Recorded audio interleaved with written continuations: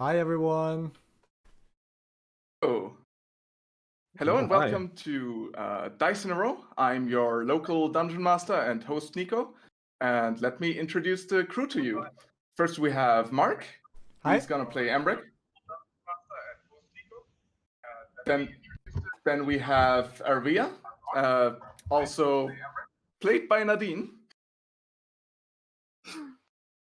We have Alex playing Timothy. Hi. And we have Jasmine playing Ria. And thank you for joining us for session 0. Today we're going to show you what that looks like for regular games, and we'll also talk a bit about Tasha's that was just released. How are you guys doing today? Great. Great. Very excited. We're fine. Oh man. Yeah. Since I was voted Dungeon Master. Well, voted. Voted. Yeah. Decided we might as well start with the session 0 and Tasha's guide to Cauldron of everything. All right. There we have a handy dandy guide that will at least Just get open us for through everyone. So you guys should be able to see it. Indeed, I was voluntold. Thank you, Chris. Main problem for us right now is that what happens with most of my campaigns is that we clear up the characters over chats. I oftentimes do that to have a few secrets from the other characters, like if you don't want to reveal your story yet, or we need to clear up something over chat, then that's that. But we have decided to create backup characters, because as far as I read, Icewind Dale is going to be a bit tough at times. I hope everyone has an idea so far. A general one. That's good, that's good. Shall we start with that, or do you guys want to clear up something else first? However you see fit, I think. Whatever you think is best. What do you mean with clearing up? I mean, we could definitely do house rules first, for example, which is at the very end of session 0. I think we should probably do that, because that might be also important for character concepts, maybe? Yeah, definitely. I compiled a short list of things I would like as house rules and what I already do in other campaigns. But first of all, the most important question. Flanking. Oh god. Oh no.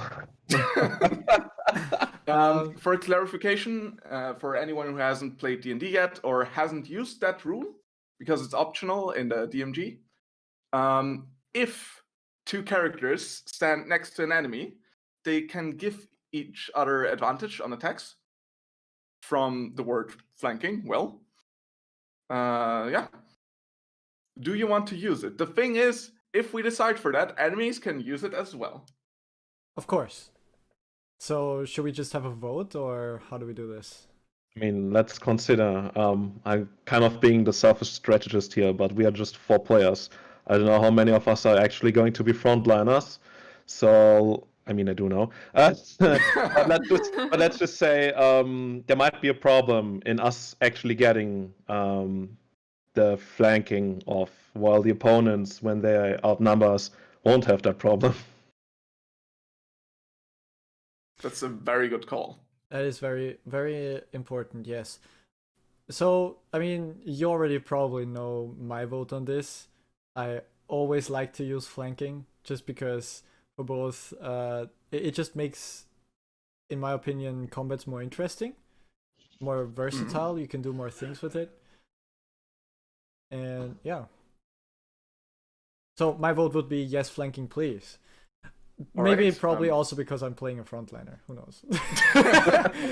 Then let's ask the other probably frontliner, Alex. Oh, you think I will be frontliner? Ooh, okay, no. I can do that. I would hate to, but I can do that. Even though I was arguing against it before, I like to. Devil's advocate. No, yeah, that too. But I would also like to take that risk and say yes to flanking. All right, that's 2 yeses for flanking. I Jasmine. always. Oh, yeah, Nadine, sorry. I always like flanking. I'm not in melee range. I won't be in the front line, so maybe not always. Maybe most of the time not. But All right. I support it. I say yes. Then, we do have a majority. Jasmine, thoughts on that? Or do you specifically not want flanking? I think this is going to turn sour really fast once the enemies get, the advantage of that. But, yeah, in my very limited experience, it has helped out. So yeah, I would be for flanking. Then we're all in for flanking. I guess that we are. All right. Next up, to clear a few things, Icewind Dale is laid out for milestone leveling. After the first quest, which is not going to be today, you'll reach level 2.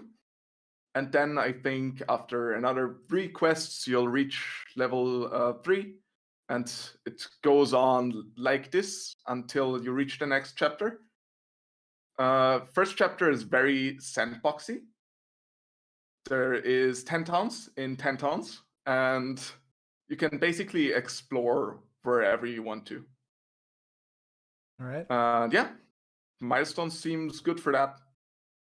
I have a confession to make at this point. I have never played a D&D campaign with experience. Me neither, actually. I have, and it works. But I think in this instance, I think Icewind Dale even prefers it, right? Yeah, Icewind Dale says, yeah, let's do milestones. Well, So, yeah, well, there we go. Nadine? Well, milestone sounds better. I played once with experience, but we tried it at the start, and then we forgot about it. So we said, "Oh yeah, now milestones," because it's way easier.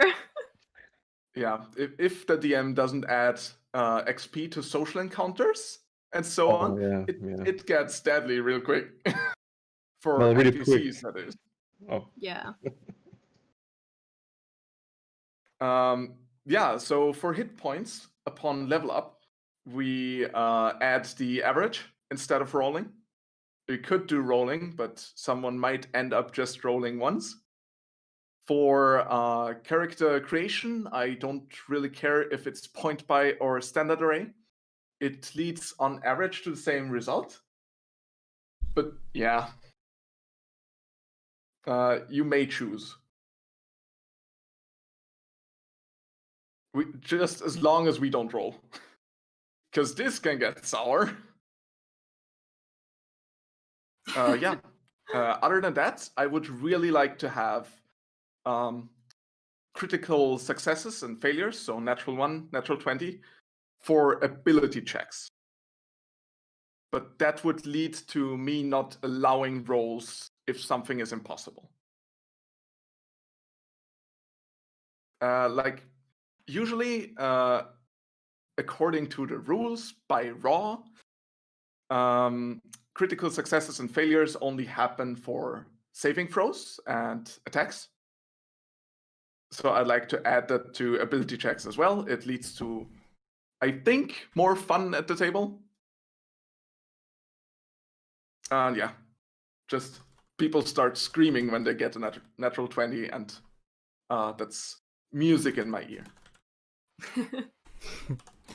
The only part about the whole critical ability checks I don't like is, let's say you have a character that is really good at one thing. Let's say you have a plus 12 in performance as a bard, and you roll a nat 1. Your expertise in performance still makes it a 13. But with that rule, it's still a massive failure, and that's the one part I don't like about critical skill checks. Then, in this case, we can technically remove the failures, or at least make them less severe? I mean, they could argue that it would make sense for abilities where you're not proficient in. Yeah, good point. Then we can technically lift the natural 1 for proficiency-based checks.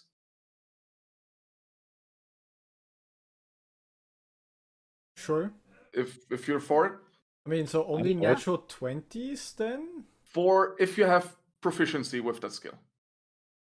Like Legolas just tripping on a tree. Alright, I get it. We can't reshoot that. Can we also talk about passive scores, how we handle those? Yeah. I'm gonna write down your passive investigation, insight, and perception. Oh, that's fun. Yeah. And should I let you roll and you roll like way below that, I will consider just taking your passive. Okay. Or like not even letting you roll and take the passive. Yeah. Right, like actually rolling perception is like actively searching for something, right? Exactly, yes. For everything else, passive score and the minimum you should have, or like the baseline. Technically, if we now look at Tasha's, do you have any house rules you'd like discussed so far, or extra ones you'd like to have in? Because this was basically my list. I actually haven't played with so many house rules before, so the ones we had so far are all I ever got to see. And I wouldn't have any new ones to come up with right now. I mean, technically all the variant rules are house rules, right? Right, yeah. If used. So maybe we should establish, aside from flanking, which ones we want here. Yeah, what I like to allow for character creation is things like variant human. I mean, now that's kind of a long shot for variant rules, but makes sense to have humans a bit more adaptable. And yeah, any variant rules right now you could think of? Feats? Yeah, feats allowed. All right. It gives a lot to the character to have something like alert or observant. Okay. It just also adds a lot of character flavor, in my opinion. Yeah, feats are generally a good idea. Yeah. For UA stuff and so on, usually ask first. We do have some homebrew in here to mention that. For example, Jasmine, do you want to tell us a little bit about Ria's race? I mean, I can try. You homebrewed her mostly, though. I mean, we did it in the call, so... Yeah. Ria is an ice genasi. Actually, let me pull up her character sheet on D&D Beyond. Yes. If my internet would do that. We spent some time in a call discussing how we would do an ice genasi, and came up with something that I think we could all agree on. And yeah, obviously, yeah, as soon as so she has. Yeah, please. Sorry, I just remember we figured it would be the logical choice to have her have cold resistance. I think one of her cantrips is ice knife, right? Cantrips, which really isn't a thing. That was the first level spell. Yeah, but I think you can cast that like once per long rest on first level. Basically, we took this ability from... Did we take that from the water genasi or fire genasi? We based it a lot on the other genasi subraces. She was mostly a mix between water and air genasi, no? Because we figured it would make ice. Well, here goes for the physical explanation. No. Yeah, I think she also got a small feature where she could just walk over icy surfaces and so on. Very useful for Icewind Dale. And I think that's what Mark came up with, based on an existing monster. And yeah, we'll release that as soon as we start playing. At least release it on dndbeyond.com. Check out Twitter if you're interested, or just try and find our Ice Genasi on dndbeyond.com. All right. Yeah. Other variant rules that anyone can think of right now? Just checking the chat real quick. Nope, not on my end. Chat didn't really add something there. Oh, hi, Hovi. Well, Yeah, quick shoutouts every once in a while, I guess. yeah, whenever I look over there. Yeah, other than that, next up we should do the social contract. All right. If you scroll down a little bit, Got it. just below a picture. Oh yeah, or there. We can do that real quick because I think most of those are a given. You, in this case, I will respect the players by running a game that is fun, fair, and tailored for them. We have been making sure of that on a regular basis every Saturday for the past weeks. Yes. And contribute to the ongoing story, give every character moments to shine.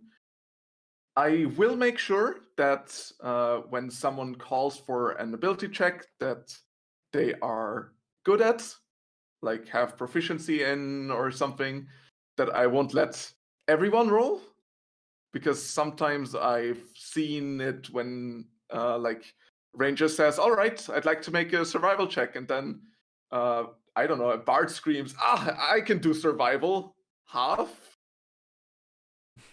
Yeah, happens. Jack of all trades, right? Yeah, I'll try to keep the spotlight on the person who can do it for the moment then. And yeah, obviously, help action for creatures who have proficiency with that skill. So if you want to help someone, make sure you have proficiency in that skill, and yeah, good to go. That's advantage for the other one. Time to shine. When a player is talking, you are listening.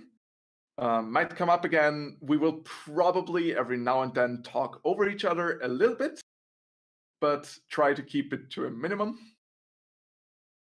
Yeah. Players will respect you and the effort it takes to create a fun game for everyone. I will. I can't speak for all of you. I will. Like, there's no denying that. I know what effort it is, and I really appreciate it. So don't worry, you will be respected. Yeah, I will try to make sure you all have fun. If something's not according to your expectations, you can always talk to me, obviously in and out of game. Can always shoot me a message. I might not pick up if it's like in the middle of the night, but will reply the next day. When you're talking, there, will allow you to direct the campaign, arbitrate the rules, and settle arguments. Yeah, for the first one, we might announce that now as well. After this, I will put up a small vote on our Twitter and let you choose the starting town of our players, who may also vote, by the way. Cheating. And yeah, that's how all of you, dear viewers and watchers, can direct our party somewhere. Make sure they suffer either more or less, or the same they would have. Oh, yes. Chat already has the first ideas here. All right. Great Expect idea. me to go vote for Galar. Ooh, insider. Yeah. then the next one, players will respect one another. I expect that of all of you, but I also know you will. And support one another. Do their utmost to preserve the cohesion of the adventuring party. That's why I didn't allow evil alignments. I told the players, and I'm telling the viewers now as well. So there is, at least as far as we know now, not going to be any backstabbery in the near future. In the near future? As far as we know now, that's the keyword here. And you Alright, gotta next- wink at the camera, like. We all know Whoa. who is gonna be, right? Of course we know that. All right. Should you or a player disrespect each other or violate the social contract in some other way, the group may dismiss this person from the table. I do hope it will never get to that. Me too. I think it won't. Yeah, me neither. Well, that's for the social contract. Next up, hard and soft limits. We have pre-discussed that a little bit, and this is still about D&D rules and playing D&D, mostly. So, yeah. Do you guys have... Let's start with the hard limits. Is there anything you don't want to see in or out of game from anyone?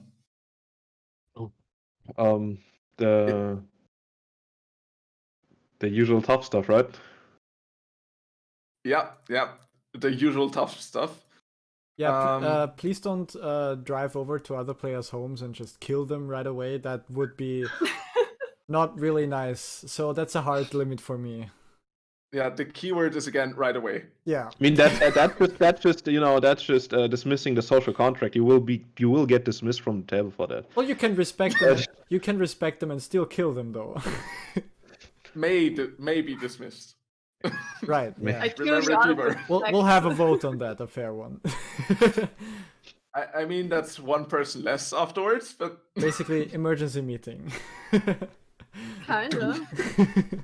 Oh, no. Who is Yeah, the we have- imposter? we have a button somewhere over there.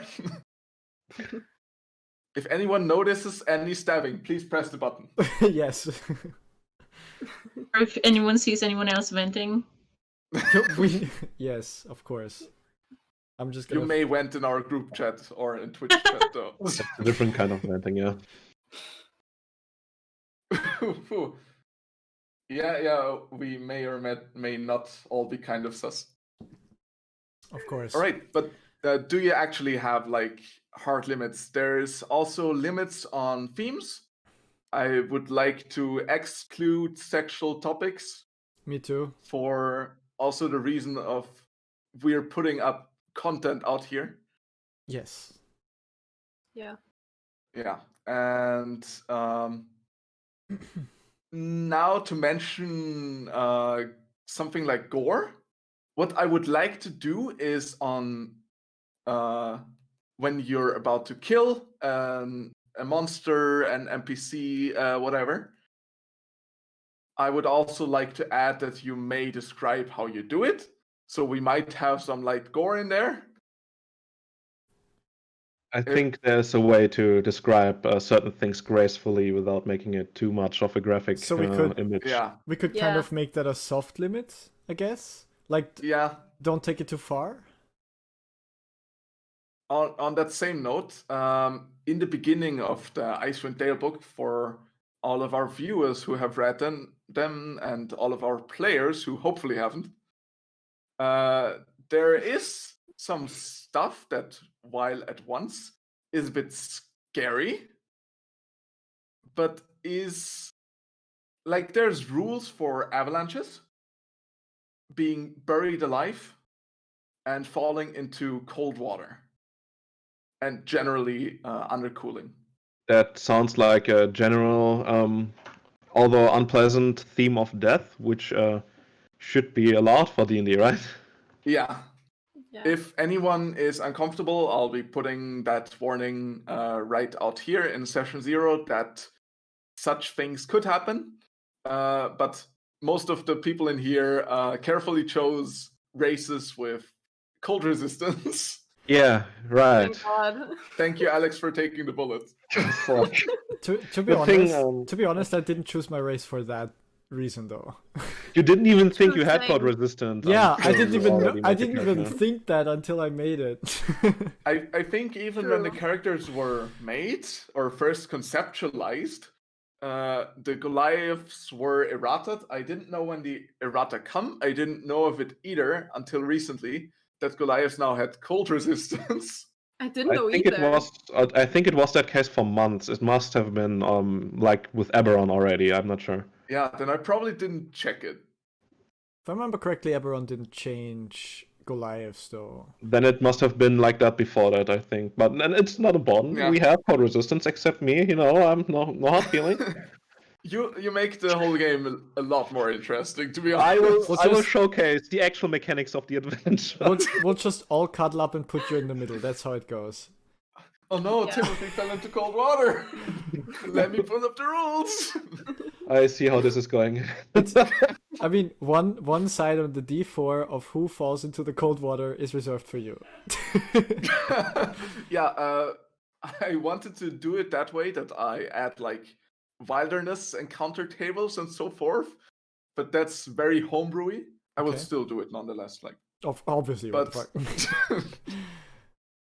but yeah, just putting that out there. For us, thankfully, for marching order, I can just have a D4 for whom something horrible happens.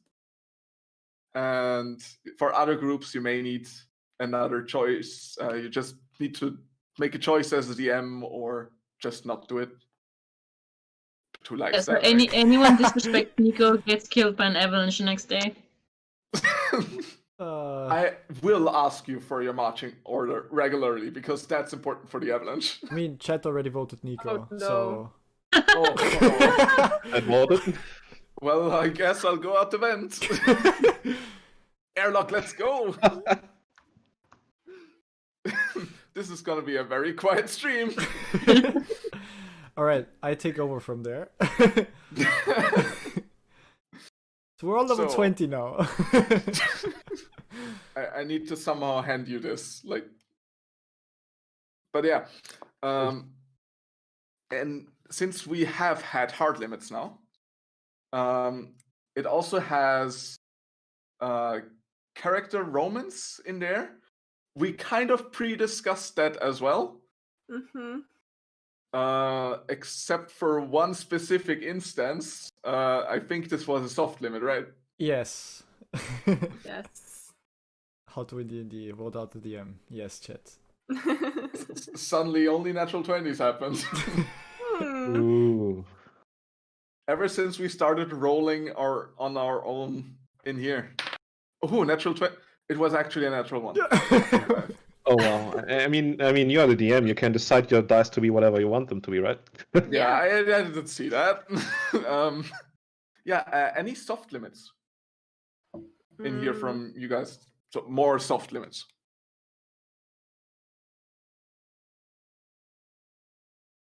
I can't think of any. 5, 4, Oh wow. 3, I'm fine 2, with 1. So we had death before, and I think Romans already was mentioned too. And Yeah. I don't know what else qualifies for these soft limits. I mean, Ah. you also mentioned alignments already, so Yeah. I kind of hope that internal party conflicts don't go too far. Yeah. Yes. I will end one if I see one. At least like an Well, argument, I a mean, stronger one. Yeah, I mean, keep characters to the characters and players to the players. Yeah, but that's a given for any role-playing game. It really. should be, right? So yeah, let's just keep that in mind, and as long as we do that, I think there won't be any issues. Yeah. By the way, do you guys have any phobias or triggers or something? Because we should discuss that as well for the limits. Any phobias? None that you would be able to trigger during a D&D game, I guess. All right. Let's say it like this. for my first session with a certain other campaign that at least 2 people are in here right now. You know who I'm talking to, chat. You know who you are. Yeah, we had a live session with Cobalt Dungeon that at least the idea, 20% ripped off somewhere and then just drew and placed maps, traps, and so on. And some of those had caskets and chests filled with spiders and snakes. No, we I was had a just player. about to say. I'm definitely afraid of spiders. Please, no spiders. Ever. Okay. How bad is it? Well, I also don't like spiders, but in D&D, I mean, it's kind of different because I can actually as kill long them. as it's just theater of mind, I think it goes. But Yeah, Yeah, for yeah. As I mean, I too also don't. because really like to I do this. know that there were players that said I know that there were players that said that they it was okay for them that they have extreme case of arachnophobia, which is fear of spiders, and it was okay for them that I described the spiders and everything. It even increased their experience as they were kind of actually feeling the fear themselves, and it helps kind of role-playing your character.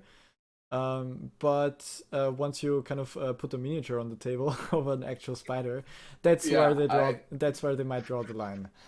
So that's what I didn't consider. So the other crates just had snakes. And then the party walked out with, I think, 3 days of rations worth of snake meat. It was a very specific question, but I had to answer it. Yeah. So I won't spoiler you, but if there is spiders in there, like what do I know, frost spiders or something, I will reflavor them and use different monsters. Then Well, it's gonna be like giant scorpions or something. because scorpions Yeah. are less bad. I think that was a Can joke. sting you. It's even more scary. or I don't know, just let them wear hats or something like that to make them funnier Funny head. Yep. and less spooky. Party hats. Yes, I'll take it. Party hats. And the kazoo. I mean, Where I is for it? my Where is part, I for my part could probably claim that I'm mentally resilient enough to thankfully not have to worry about any of that in D&D. Yeah, I'm scared of falling damage, but in D&D, thankfully that's Unless you're a I'm scared of barbarian. the full party kill. yeah, right. I think that's the reason why I'm afraid of falling damage. Well, Uncanny dodge rogue, right? The ground. So the ground attacked me, right?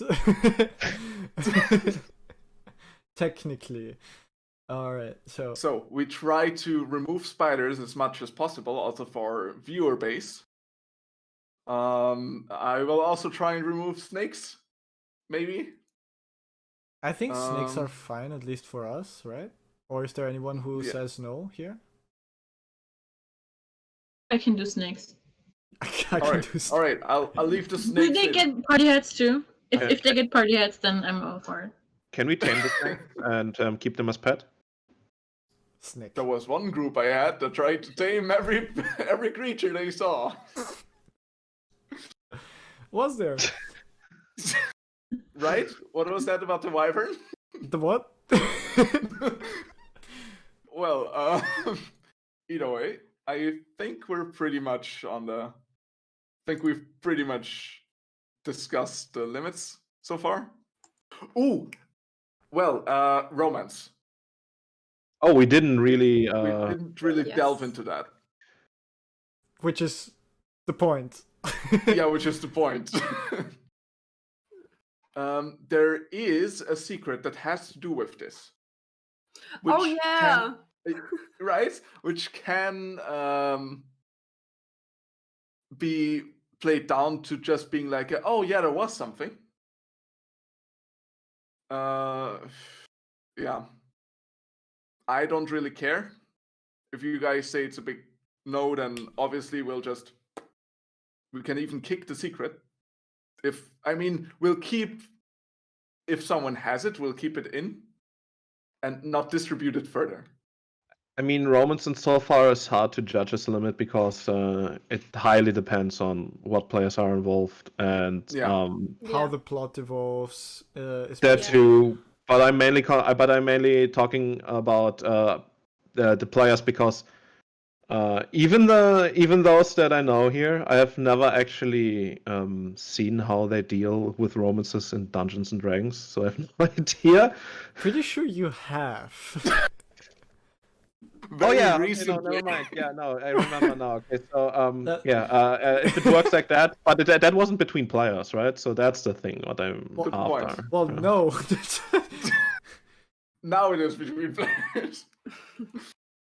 I think Characters, hopefully. so. maybe. I would say for this topic, it's again just like with the as long just like with feuds between characters, as long as it's the characters and we keep it between the characters, it's okay for me. Although there is a hard limit I'd put on someone over there, but yeah, that's not gonna happen. Never.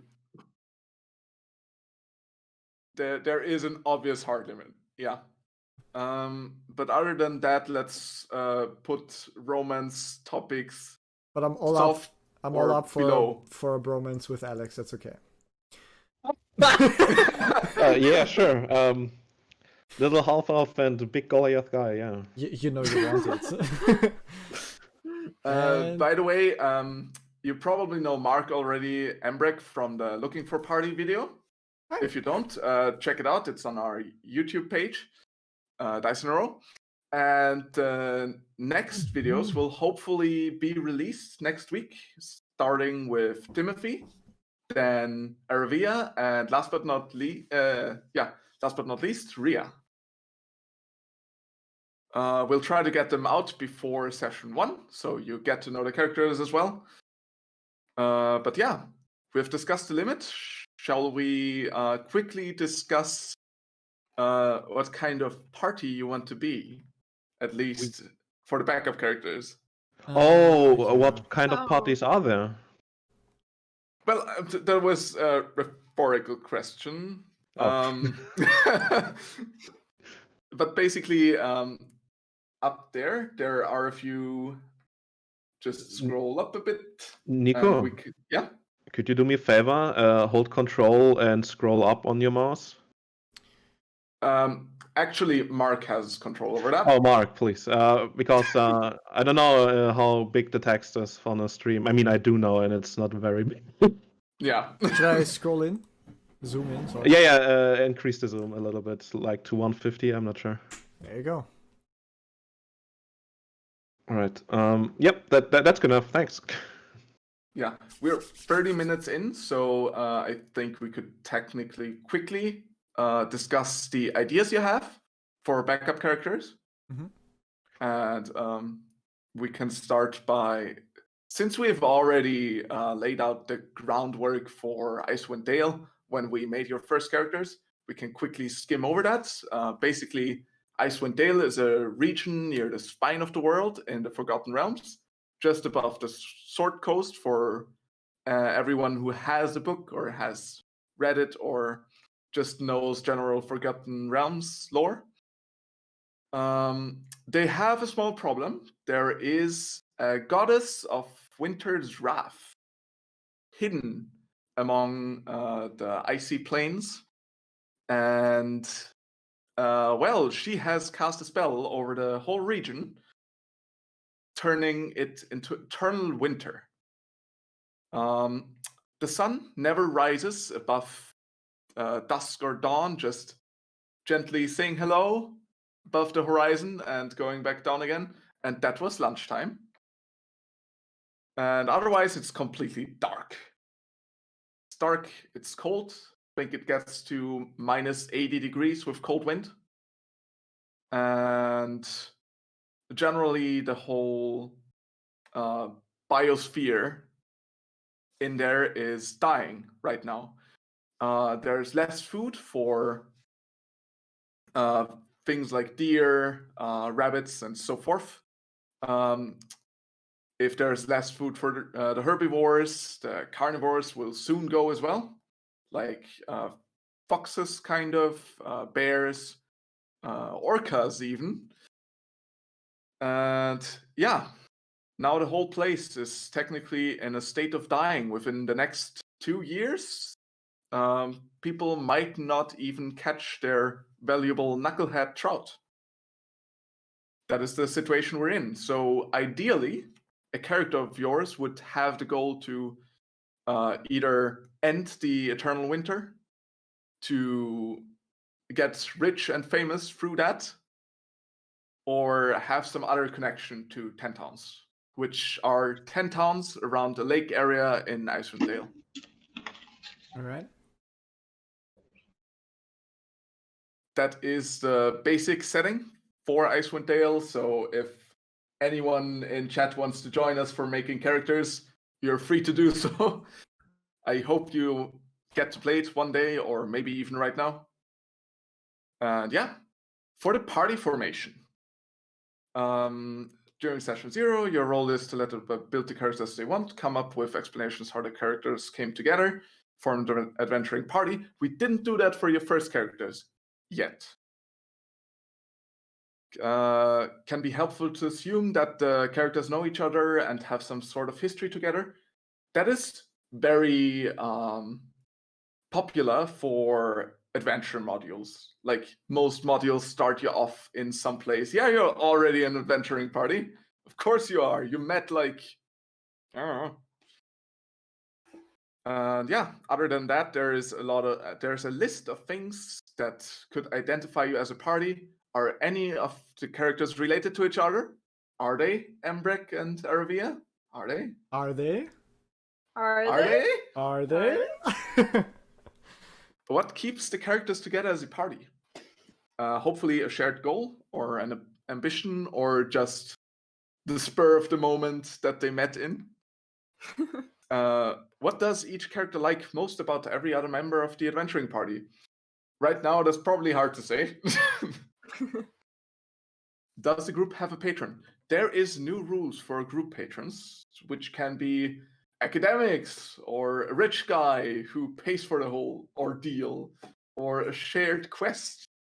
In Tasha's, in case you're interested, can also even be an ancient being of some sort. And yeah. Right.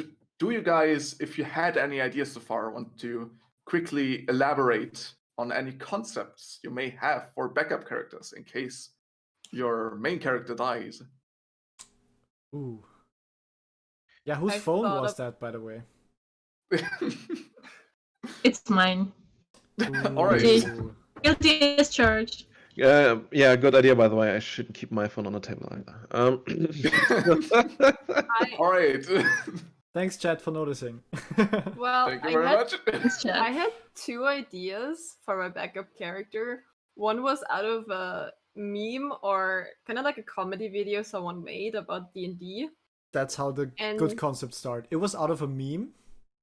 Yeah, it's like he kind of showed a bard and a rogue, and I was like, how would that even work? And I was like, okay, let's try it. Bard, rogue, multi-class, but not a halfling or something small or something with dexterity, but maybe an orc. I'm telling you, Loxodon. They'll never notice the elephant in the room. Yeah, they never. And then I actually thought about making a ranger cool again, because Ha, With- cool. Icewind Dale. with old rules, a ranger wasn't that, like, he didn't deal that much damage. In your experience. In my experience, I already played a ranger once, and yeah. So I thought about a warlock ranger, like multi-class, Ooh. with Gloomstalker, and for the warlock, I think it was Hexblade? Hexblade. Yeah. we'll definitely come up with an explanation for the hexblade thing. I think Gloomstalker works pretty well already. Yes. We Also- already have come up with something, right, Alex? Oh, no, I was just mentioning also a ranger as a warlock is probably will be a little bit frustrating because you will always have the alternative to just Eldritch Blast, and it's like, why am I shooting my bow again? Well, rangers work in Oh melee no, too. a lot of arrows. Yeah, Rangers Ranger is work not... melee pretty well actually. Hunters, for example, but Gloomstalkers as well. Yeah, I was just talking about the warlocks ranger. Yeah, if you have access to the best cantrip. I mean, yeah. Most damaging. I- It's not the arguably best. most It's the most damaging, damaging. thank Yeah. I also Best kind is of prestidigitation. I also kind of read with the Hexblade patron that you get smites as a spell. You can get a smite spell. Yeah. As invocation, that's I think for the Not pact, for the pact weapons. You mean the Eldritch Smite, right? But no, Yes. also the Hexblade Wrathful? Warlock has an Or- expanded spell list where he also gets smite spells. Those don't work on ranged weapons.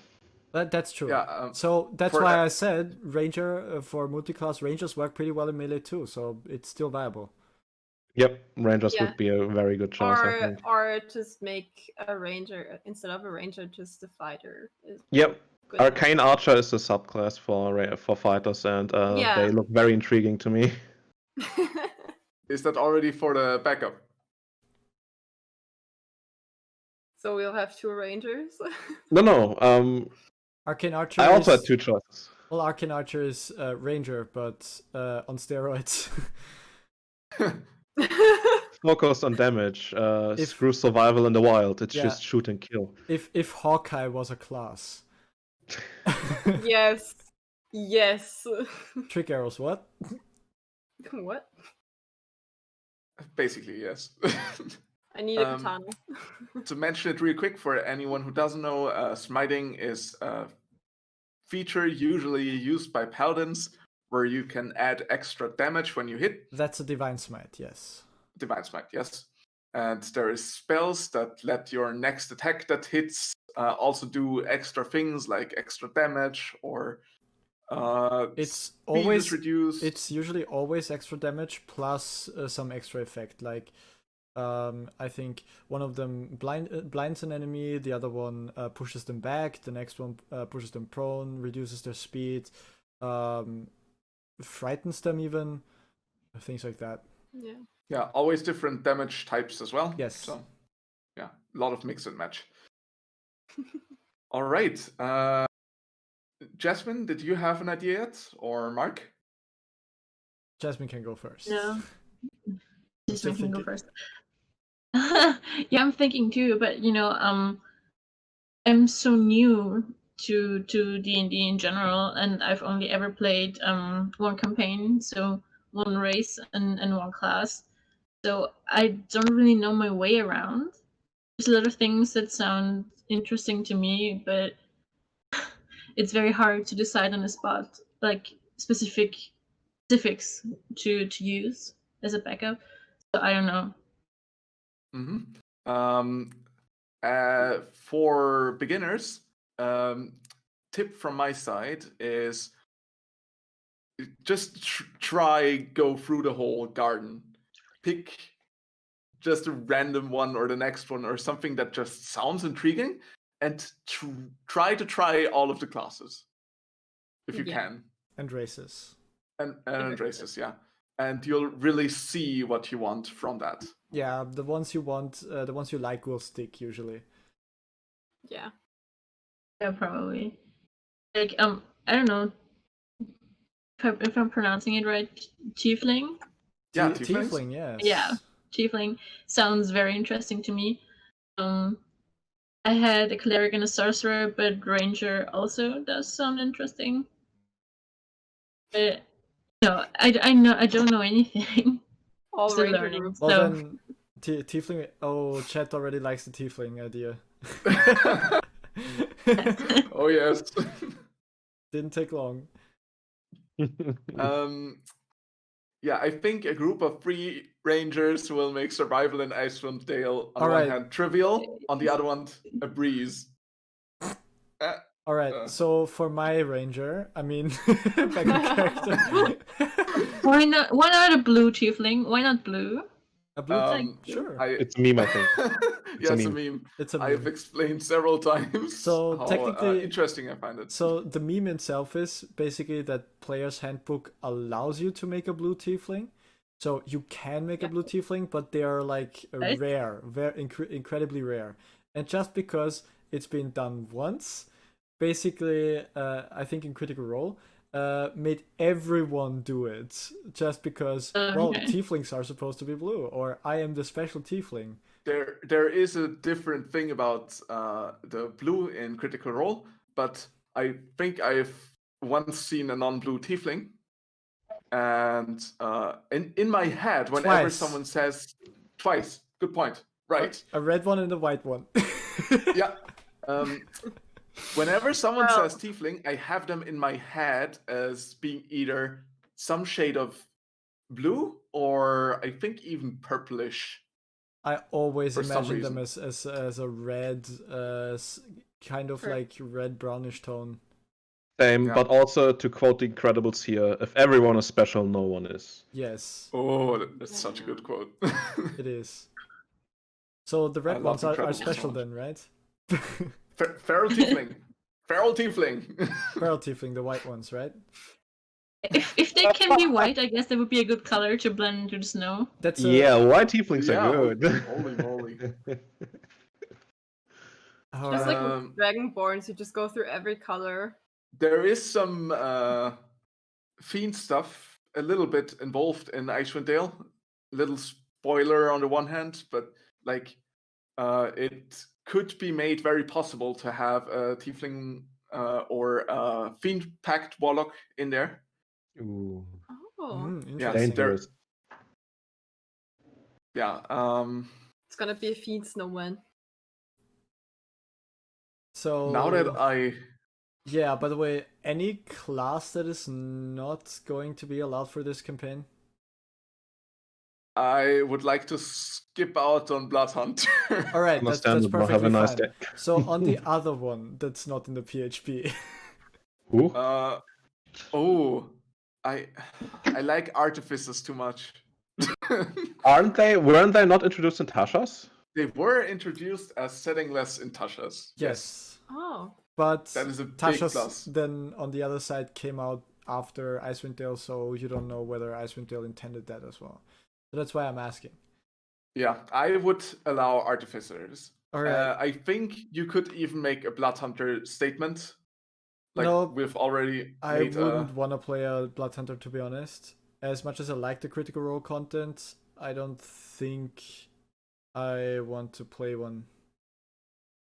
Although I'm also thinking whether I should even go Artificer, because I've played so many already. Armorer. Armorer. No, I will not play Benjamin. I was tempted to go for Alchemist, but Ooh. No, I'm thinking probably a cleric. I would like to try something different with clerics, either light domain maybe. It might fit the setting, as in I'd like the sun to rise again upon this lands. Lathander comes up Yes. in Lathander is a pretty Icewind Dale. pretty obvious choice there. As the Yeah, so Forgotten there is a Realms temple. Lightbringer. Oh, there is. That as a cleric you would know, I think. All right. Icewind Dale says in the beginning that they expect adventurers to know stuff about Icewind Dale already, Mhm.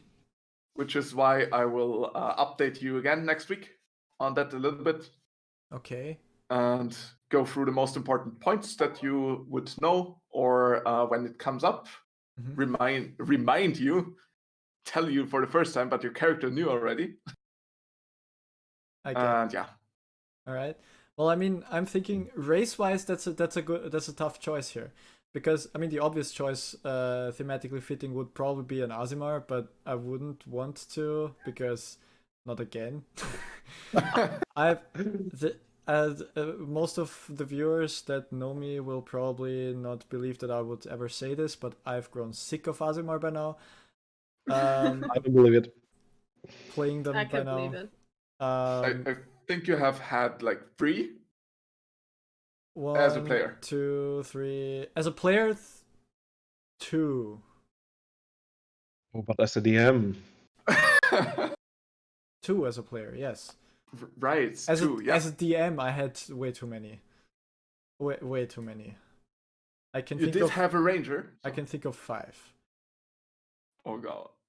That's a spoiler for us. Well, Well, no, on the other side, the race I am thinking right now would either be something that I've never tried but I'd like to, which would be a non-medium size race. So I'm thinking either gnome or halfling. Ooh. or a Loxodon. What? No.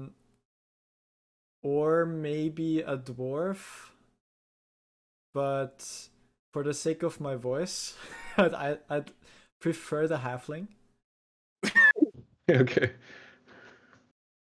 because just because I like keeping my voice after the weekend. Yeah, I don't. Yeah, I know you don't. I know you don't, and I'm looking forward to all the NPCs we're going to meet.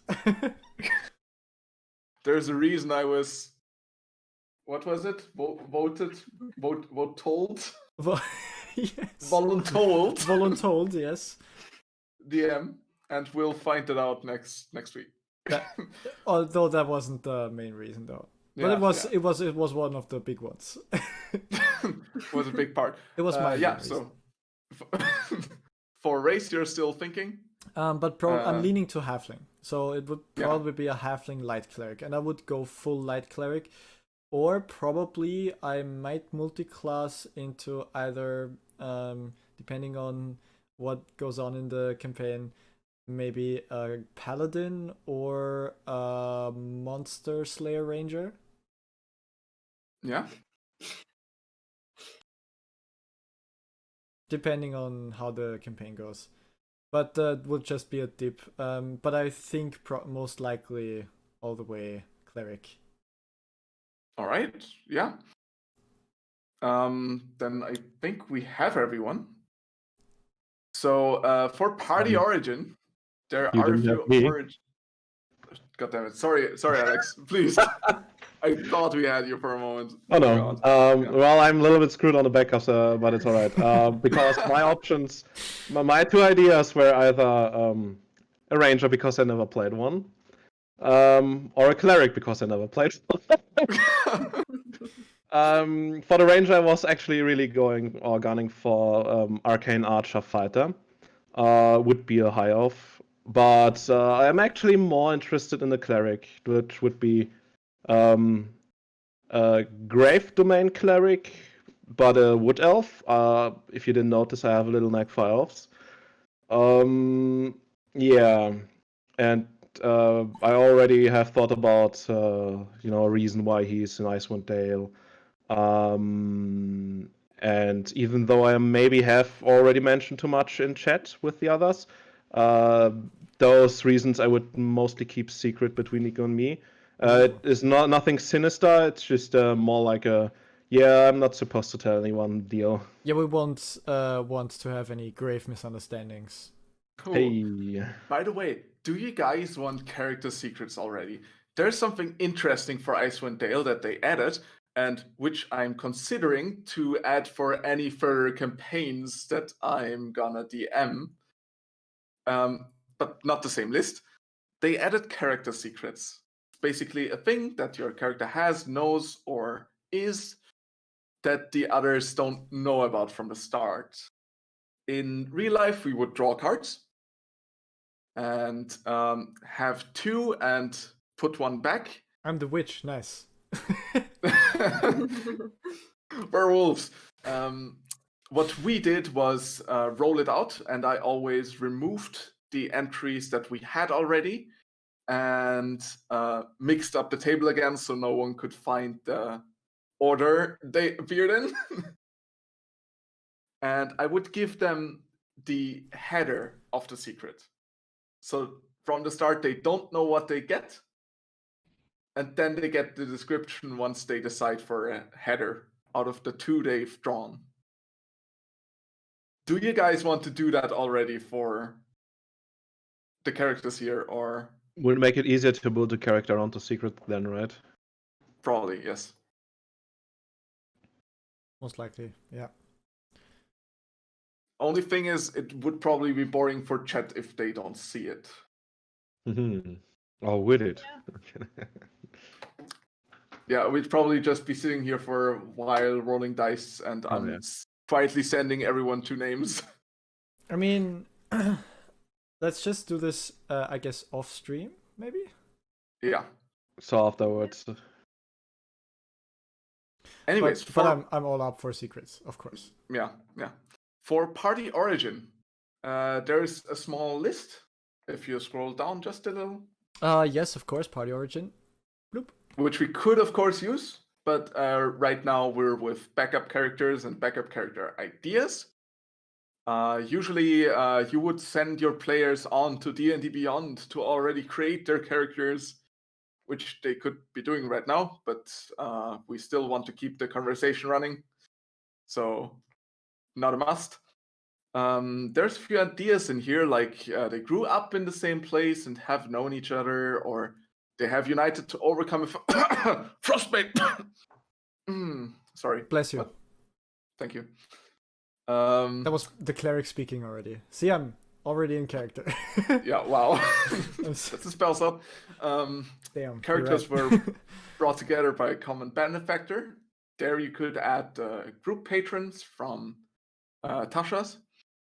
A funeral brings the characters together, like the father. Holy crony. I like how that's an option in here. Yeah, right? Reminds me Father of the... Yeah. What I once want to DM a one-shot where the father of half orc, half elf, half disappeared was a bard. Oh. But yeah, a festival brings the characters together. That's an interesting one, which would probably play out in a small session, I guess. Characters find themselves trapped together. Classic. I think I've used that one before, or I wanted to use it. Always the prison start. Yeah, always the prison in jail. start. Always Where's the together. tavern in that one? Always. Well, it doesn't exist, right? It's so obvious it doesn't need to be in Well. the list. That's what it is. Yeah, of course. You always Like- start in the tavern. All of this, but session 1 is still in the tavern. Yes. This, but in a tavern. Yeah. If we want to do that, technically, your characters would be coming into the existing party. So that's we can't really use that. So yeah, we'll keep it out for now. Running a game for 1 player. That's a famous one. I've never done this before though. It also advocates the use of sidekicks, which were also introduced in Tasha's. Mhm. I don't think we need that. Technically, Sidekicks, aren't those like DMPCs? I mean sidekicks. Yeah, Sure. yes, but I mean the 1-player Ah, sessions. Yeah. We can still do that, but we're running out of time before session 1. That's true. Technically, it's a good idea, in my opinion, to run a 1-player session for new players. It can really help them get comfortable with the system, with the whole thing, and you can basically tutor them through it. Also, not get thrown into a campaign without Yeah. knowledge of anything.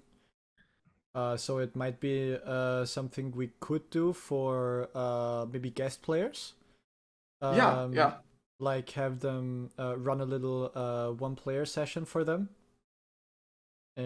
So they get some hooks within the campaign that they can use, and so when every one of us is then throwing around names and terms, so they don't get confused and all, but they go like, yeah, I know that one. I've met that one in my game. Yeah. I like that. I think what I would have thought for guest players is to introduce them at the start of a new quest. Sure. So obviously give them some info, but bind them into the story, maybe? I will, by the way, immediately assume that they are the BBG of that quest. Which you might be... I will stop talking here. Perfect. So for the guest player, Liuar? Lirua? Lirua, yeah. Oh, Spell it backward. yeah. All right. Lirua. Lirua? I don't know. Yeah, all backwards. So we've had the social contracts. We're basically we've had the house rules, except. All right. What is? Yes. Nico just froze. Oop. Well, there goes the campaign. So There goes the campaign. oh, there you are. Back. Welcome back. Nice. All right. The pillar I'm worst with as a DM is probably exploration, as my players in another campaign can probably tell.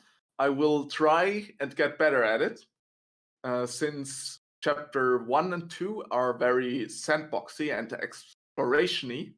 You'll have a lot of places to choose from. This goes out to our viewers as well. And yeah, the three pillars are combat, exploration, and role-playing. Is there one you guys want to focus on a lot? Is there something you like more, one that you like less?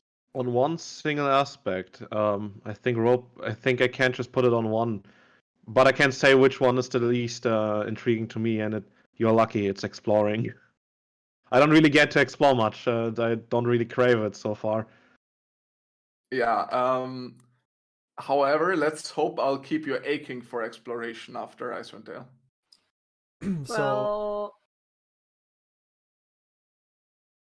Well, Nadine, you go first.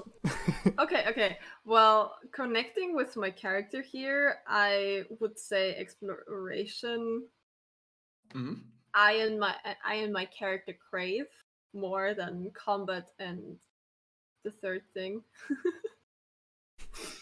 The dreaded one.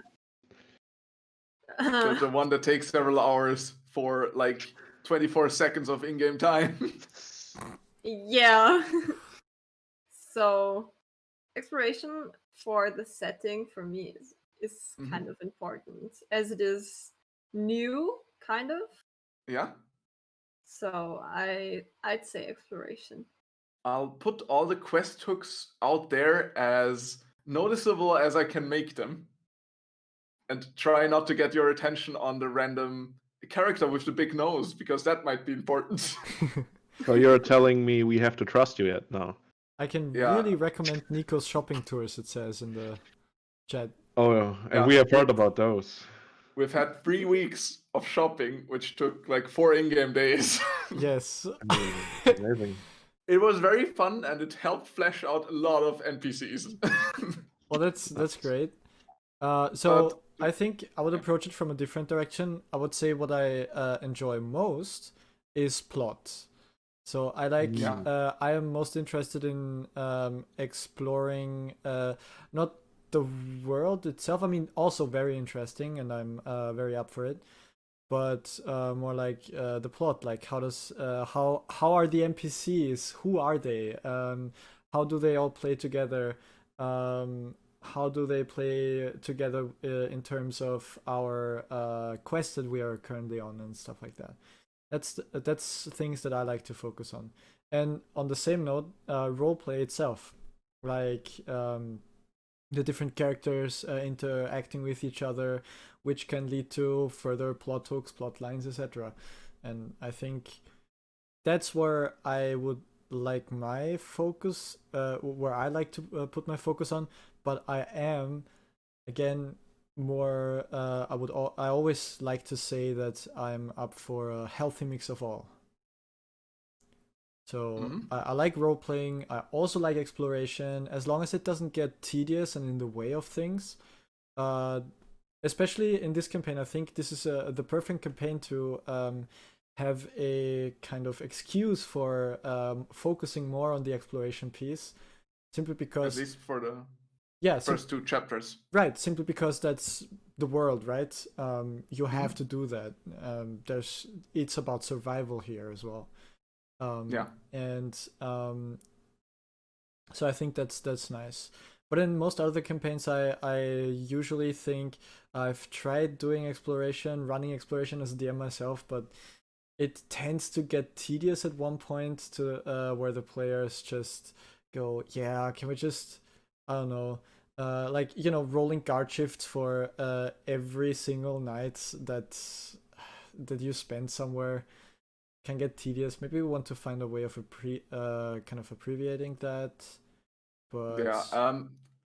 I had once thought about the guard shift thing, and considered trying just letting one person per night roll, which might be interesting. And yeah, still, if nothing happens, nothing happens. all right. But other than that, yeah, I'll think about the exploration part again this week, about specifically the travel times and traveling itself. And how to tie in environmental hazards. Some quests say that, yeah, there is now insert hazard. But yeah, other than that, I'll try and keep the balance. All right. Well, yeah, that's for me. Nice and healthy balance. That's what I'm about. All right, Jasmine, Alex? Or Alex, we had you now. This time we did. We know that. This time we did. Not forgetting you. No, I'm mostly about exploring, I guess, because the world is new and interesting to me. The whole experience is new to me. And since combat always has a chance of me fucking up royally and getting my character killed, I guess exploration and roleplay is where it's at for me. Usually when a character dies, it's a fuck up on the whole party's part, not just that character. Usually. Because let's be honest, Usually. every other character could have prevented it as well if they had done their things right. Ooh, careful. All right. Well, let's see where it goes. We'll see, yeah. Then yeah, I'll try and give you a healthy balance. I'll try and bring out the most of you in the pillars you like most. And yeah, we'll see about that. How much humor do you like in the game? Oh, I baby. love humor. Yes. Oh God. Yes. The thing is, technically, it's a very dark and serious adventure. Well, yeah, especially then you have to keep a good sense of humor, right? Well, I Yeah. guess Yeah. I think for the sake of plot and the storyline, we should be. I think it should go with the characters. Like, Yes. if I'm totally in character, my character will probably not be. That's a little spoiler, probably, but will probably not be the most like witty and joking character. Quite on the contrary, actually. But but I do like humor as a player myself, and I like laughing about things, situations that we had, callbacks about some stupid things that we did. I don't know, which will happen. Let's be honest, we all know that. So Ambrek is not only tall as a tree; he has the same sense of humor too. Well, no, I've seen trees laughing more. Does he bark? Sometimes. Yeah, I think I'm known to put in a bit of humor every here and there, at least with random NPCs. So how's Sherlock Gnomes? Doing well right now in Cara Dinwell. What? Sorry. No. But yeah, I'll try to keep the serious parts serious. And obviously we'll joke out of character. Just which know when to our joke unique and selling when, point. and when not to joke. Yeah. Which is especially for me, and I think also Nico, a hard lesson to learn, since we tend to be the ones who kind of get each other going with the jokes and the puns, and it's a kind of a devil's spiral that doesn't end. But we will. I think I, for my part, will try my best to not do that here. Me too. I will try and start us off with a more lighthearted thing, so I can plunge you down into despair, into the cold, icy depths. Sorry, where was I? Yeah, we will start lighthearted, and then it goes downhill. All right. Then there comes the avalanche. So we'll start all the way up there, and then comes the avalanche, and everything goes downhill, right? Yeah. Yeah, everything, because avalanche also goes downhill. In one ball of snow, comically rolling down the mountain. Snow is balling. Like 2020, basically, says Chad. Yes. Yes, basically, that's we're gonna play basically. 2020. Yeah. The campaign at the The event. season finale. That's a sequel of 2012, right? Nice movie. All of the Oscars, I tell you. All right. The What world. level of technology do you? We really don't need that question for in here. In the Forgotten Realms, we have everything from a doomsday device to medieval whale candles. I would not like everyone to run around in mech suits and kind of speak over, communication devices. Yeah, so no sci-fi or modern themes. Yeah, I don't. Yeah. I wouldn't like that, especially since every one of us is like, I think our characters right now are kind of based on on the assumption that everything is like low tech. Yeah, I feel and like my no one is character an is kind of- intelligence class. I feel like one of those cavemen. So for my armor artificer. Technology wise. All right. When this moment appears, I will look at you guys, and you will notice that what we just talked about Oh no. will bite us in the ass. Okay, we'll see. Yeah. Okay. But we're gonna have so much fun in there. Yeah. So let's go. I mean, you are the No, no. one who read the book. We specifically were told not to read the book, so you're asking us this question? True. We're gonna have So so much fun. I'm gonna look at Nico and I'm gonna wink and I'm gonna say, yeah, I think I know. So you're gonna look at your character or upwards if you want to, so to make it clear on the Twitch chat. I will Yes. notice. Yeah. You can Other actually than that- just type it in the dice roll on Discord, so we know. Yeah. By the way, down there, for people whose laptops can't do it, we have a Discord chat attached. This is Um, basically so we where our dice rolls will be in the future, because we are planning on using Roll20. Should we just address this right now? Actually, Yeah. Let's do this right now. We're planning on using Roll20, D&D Beyond, Discord, which we're talking over right now, Twitch, haha, maybe Sirenscape, which is an audio tool. For now, we might use Hero Forge tokens, which is a mini creation website. We're not sponsored by any of those. We're not Nope. affiliated with any of those, and I'm required to say this. Yes. So we- hashtag non-spawn. Yeah, not sponsored. Would like to be sponsored. But yeah. That's basically what we're gonna use. Discord windows down there. Yeah. Exactly.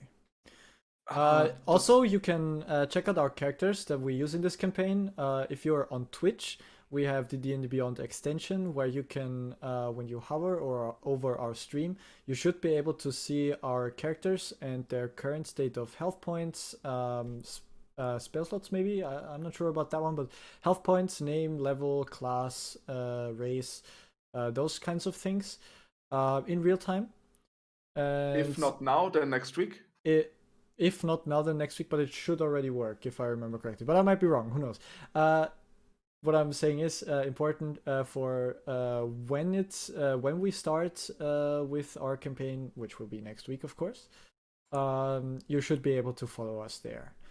Follow our characters and how they're doing, and maybe that might help you get some idea of why we're doing making certain decisions or not making certain other decisions, just because, well, I could heal that one, yes, but I am currently really low as well, or things like that. Also just for fun, because, why not?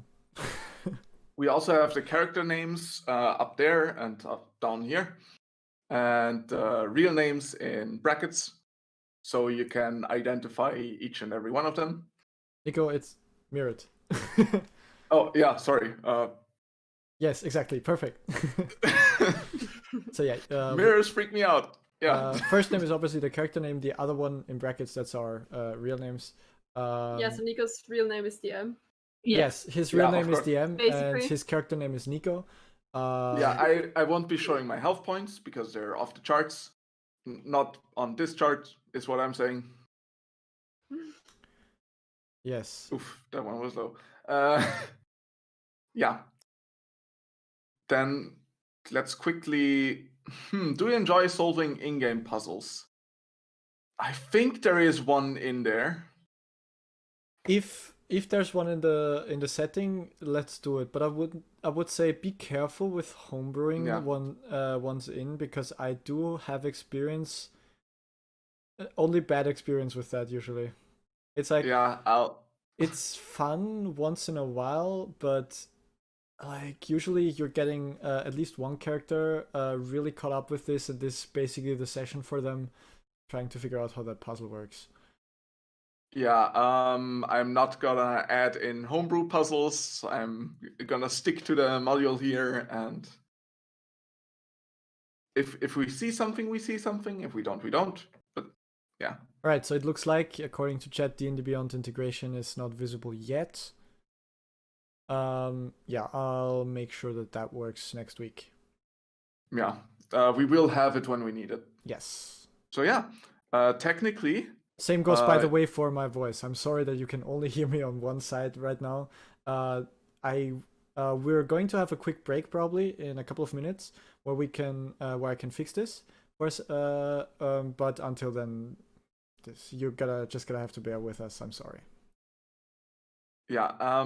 Since we are technically done with the session 0 stuff in Tasha's, in 8 minutes would be a very good idea for a break. Sure. So maybe we can each time shoot for 8:30. Perfect. And do you guys have any other ideas what people usually do in session 0s? I think we've basically covered it all. Maybe chat has some ideas. If you have anything, please just let us know. Or any questions maybe you'd like answered.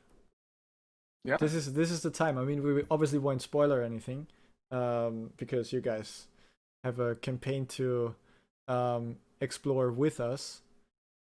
But yeah, if there's any questions you have about us, our characters, Nico's play style as a DM, anything that we're about to do.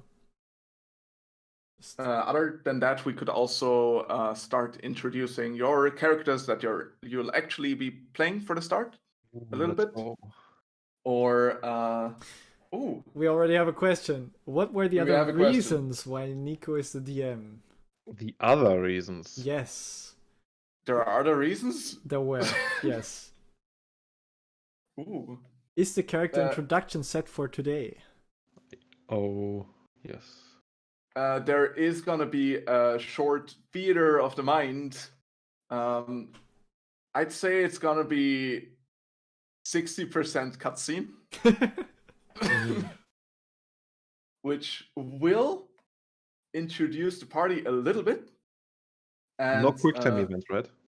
Then it would be cool to have you guys introduce your characters. So Shvif, I'm sorry if I'm pronouncing that wrong, said that I said that it's not just the voices, so the reason for Nico being the DM. That is true. So let me just tell you right away, actually. So basically what we did is we had this we had a vote between two of us, namely Nico and myself, to yeah, that's me, about who is going to be the DM. And it was a tough call, if I remember correctly. It was 50-50 basically. Everyone was Yeah. very torn. And so were Nico and myself. But then in the end, I was voting for Nico. He was voting for myself. And I said, well, your character voices are so awesome. We really want that. And you get to experience more of those if he is going to go for Lightning Hits the Ground fan club. Nice. If he's playing a DM and playing more NPCs. And also, I am kind of the forever dungeon master in probably all of the other campaigns so far. So Nico was kind of giving me a chance here to play for a change. And also, I also want to give Nico a chance to kind of run a game for a group that is experienced, at least overall quite experienced, and that he knows well, and has played a lot of and run a lot of games with as well already. So those are. Though I've seen most of you when I was a player, I will now get to see you from the other side. Well, I mean, you've seen Nadine and me as a dungeon Yeah. master already, haven't you? Mhm. And Yeah, same so- for Alex, actually. That one shot that you run. Right. I wasn't Warforged present. No. back. Oh, Oh, yeah, you you weren't. weren't. Never mind then. Yeah, the one time I wasn't actually attending. It was the one time Nico was DMing a one shot. Oh, sorry. Let's see. Yeah, Better? that Yeah, better. kind of. Maybe get your thumbs a little more down. Yeah, yeah. Yeah, but it's okay. It's okay. You're close Yeah. enough, I guess. Yes. All right. I tried. Then there's other questions. Well, second question was, is the character introduction set for today? I think you answered that. Yeah, now it is. Now it is. All right. Then there's another question. When do you always start the sessions? Got problems with my Twitch notifies, but I still want to tune in on time. So we will start our sessions always on 6 p.m. Wow, that's a nice username there. Whoa. 6 p.m. UTC is what you wanted to 6 say. p.m. UTC, yes. So that will be 7 p.m. For Central European time. And Nadine, want to make a quick shout out to that new person in chat? That is a statement. It is. Hero. Literally hero. Thanks, bro. All right. Thanks. Anyways, At least he's being honest. At least he is, yeah. They're honest. Yeah, so 6 p.m. UTC. You can. We will always start on time. By the way, we will not wait for like people to join in, tune in, or everything. So you guys, if you don't want to miss anything, you really want to be on time. But it's generally not a problem if you're a couple of minutes late. Usually campaigns tend to have a little run-up time where it takes a while to get into it, but we will try to limit that though. What we will do is put up quick notices ahead on our different social media that you can see in our well, that most of you probably already know, where we will tell you that the stream is about to start. So check in there if you don't want to miss anything. And that's basically it, I think. So yeah, 6 p.m. UTC every Saturday. Here I have a question. Do we want to do a quick recap at the beginning of each session? I Maybe. think that shouldn't be necessary. As in, we will obviously do one before off stream, just to make sure yeah. we're up to speed. But I don't think that's necessary. We can just expect players to kind of be I mean, if there's anything that's happening that has kind of a callback to a previous session, we will usually mention a quick recap of what happened, I think. Mm-hmm. So yeah. This might happen a few times in the first few sessions, maybe, or like the first 8 sessions at least. Once we start with chapter 2, because they have a lot of, oh yeah, maybe they know that already and that already, and chapter 1 is all about the party making a name for themselves. So you have places to return to, perhaps, or things you know already that you can call back to. All right. Yeah. Any other questions? Yeah, I promise I won't be the do- only one to answer them. Yeah, it's already half past. I mean, it's half Alright, past. Maybe well, in we that want to case, call for break here? that's where we're going to have a quick break. It's going to be 10 to 15 minutes tops. We'll set it at 10 minutes.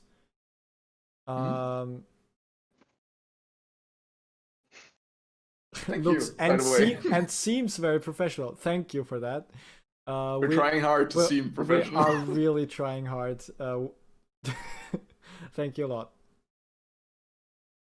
Means a lot to us. Appreciate it. So yeah, quick break. 10 minutes is where we set it. It might take up to 15 minutes, depending on technical difficulties, because I'm trying to fix my mic here. But it shouldn't take longer usually. Yeah. We will be Say in hi to Mike for me. we will be in chat though. And yeah, hi Mike. And we will be in chat available and able to chat with you there if you have anything else. So yeah, see you in chat. See ya. Bye.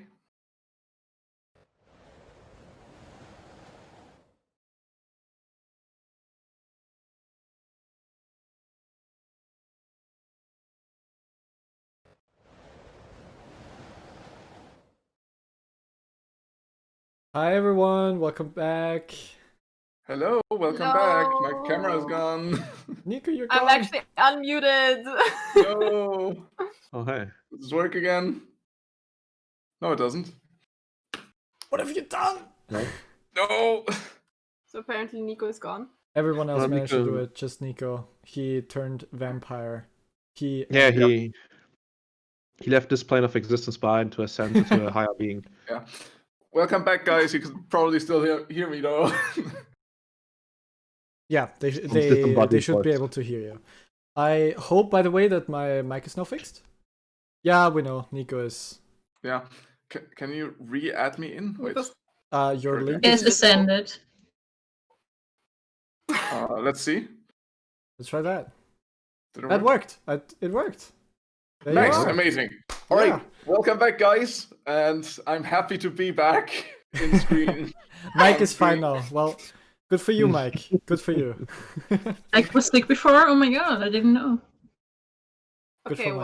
well, my microphone was muted before, Yeah, unfortunately. Yeah. so Here, probably a shout out. I just wanted to say hi to. Yeah. Yeah. Yeah. Yeah. Was it a 2 with 1 or 2 O's? Hey, Mike. I think Nadine might be lagging out a bit Yeah, here. quick shout out. Uh-oh. Yeah, quick shout out. Freedom for Mike. Freedom for Mike. Freedom Mike. for Mike. Mike is free. Free Mike. Kinda. Oh no. We are obligated to tell you that Mike is here of his own free will, Yes. and he And- will not speak to the public. No Mike was harmed during the making of this stream. Actually, this one fell down once, but other than that, All right. Well, anyways, maybe we want to keep going with what we're about to do. yes. Namely, as I announced prior to this, we have character introductions to do. in the upcoming Looking for Party videos in the same style as I did with Mark and Embrek, actually all of them were recorded already with various degrees of success. As you all are aware. Yeah, we might seem professional to some of you. See, I can't even pronounce the word. That's how bad Professional it is. you are. But we're clearly not. We're learning this at the moment. We're learning by doing. We just started. Yes. You're learning with us. Well, Whoop. welcome back. Either way, I have also announced a very small session 0e combat, a cutscene 60% kind of, to help you all learn your character. For that, I now ask all of you to open your D&D Beyond pages with your character stats and so forth. I'm just doing that. Already opened. All right. Yeah, the keyword is seam. Well, thank you, Marco, for that. Very appreciated. Very nice. So, Jasmine, we had a bit of D&D Beyond trouble. Does it work? I think it does. The Alright. pictures are frozen, but I It think that looks like. If it does, it does. Do we want to open the Roll20 page for rolls? I'm so sorry. thanks for telling me in advance. Anyways, we could, if you like. I don't care. I can also just trust you on the rolls. Yeah, no, we're opening we the can do that. Roll20 page. Oh yeah, right. Oh, nice. So, for that, I am quickly. Doop, doop, doop. And if you've got the music, you can now turn it on a little bit. If it doesn't work, it doesn't work. I mean, now Roll20. I know you can't see it yet, guys, in chats, but in a moment, you should be able to.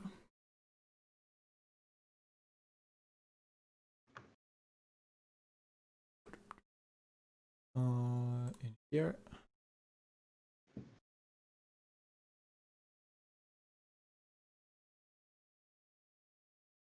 Some of my players will notice that my keyword is way more quiet than usual. And some of them will also find out tomorrow.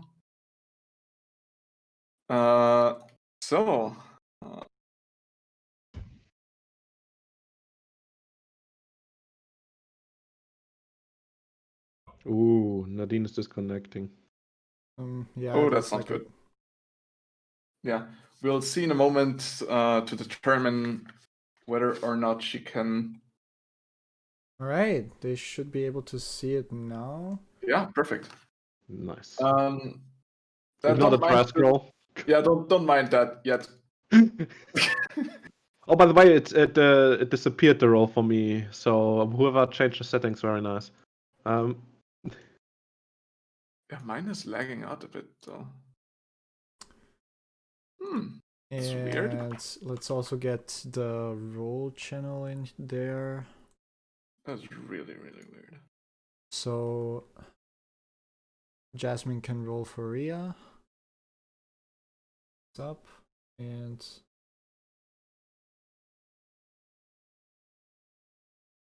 bloop. Bloop, bloop, bloop. Yeah, now visible. All right.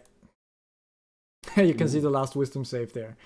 Yeah, we made that for testing. That was no just testing, yeah. And I'll also start some nice music, I guess. All right.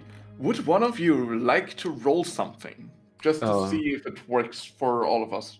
Wait a second. Sure. We're also using the Beyond 20 extension for a lot of our characters. Hey, it looks different than it used to. Yeah, my roll 20. It's All right, bugging so out. I'm gonna try and roll something. What should I roll? Just initiative or like? Just anything. Anything. Let's try initiative. All right. It's Scroll down in the chat. does show. Yep. This takes a while apparently. Nice. Oh, we can't see. I can't see your roll, but you can see mine. I just rolled natural 20. Yeah. Did I? What's that one? That wasn't whispered, probably. Either way, I see those. Plus 2.14? That's a tiebreaker. Should I disable that? Fancy. No, it's nice. Nice. Good one. Cool. Just All right. my deck stat there. The Discord rolls also work. Yeah. Oh, right. Yeah, that was a natural 20. That was Fuck. nice. Good thing you got that out of your system. Nice and wasted. All right. How are we hanging, everyone? I think Nadine is still missing, right? Yeah. Yeah, she's kind of missing. Yeah. She, By the way, she hung up on us. Yeah. We do own the rights to that song for this, so no worries there. Yeah, everything royalty free here.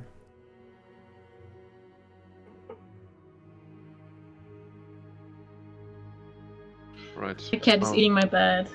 Oh, all of it here. Do we have any further news from Nadine on WhatsApp or anywhere? I haven't checked, but I kind of can't. Don't have my phone on me. Right. I'll take a quick look. Do we want to tell them what we have discussed earlier on breaks? Oh. Do we? Do we want to disclose that? Sure. What do we did settle on something, right? Yeah. Yeah. Maybe Alex wants to disclose that. Okay. Sure, why not? So, we are taking a break between in the middle of our 3-hour streams, and in those breaks, the viewers will get a chance to vote for a player to get inspiration for the rest of the session. Yes. Yeah. So basically, what will happen is starting next week. Actually, do we want to do this right now as well? I mean, sure. If you can actually test the vote feature, or is there? There's no like special feature. I'll just count them, basically. Oh, okay. Right now, we can still do that. Only one vote per player, per viewer, of course. Players cannot vote. You can basically vote for a character that gets inspiration for the rest of the session. So right now, for example, you can just write the name of a character that you would like to get inspiration for this quick combat tutorial thing that Nico has planned for us. Yeah. Just based off of what you know about our characters, which is basically nothing. Maybe a little more about my character if you've seen the Looking for Party video, but... Since this is session 0, you can be as biased as you want. I'll just pick a name. We want to test the feature after all. Just... Whoever looks best, or based on... They don't even know how the characters look like right now, right? Yeah. Right, yeah. We'll work on that. Cam is off. Cam is off, yeah, we know. Oh my god, poor Nadine Lover. We're so sorry. We're Oh, so man. sorry. Yeah, Came to the stream for nothing. That's not how we earn this user's follow, I think. Yeah, no.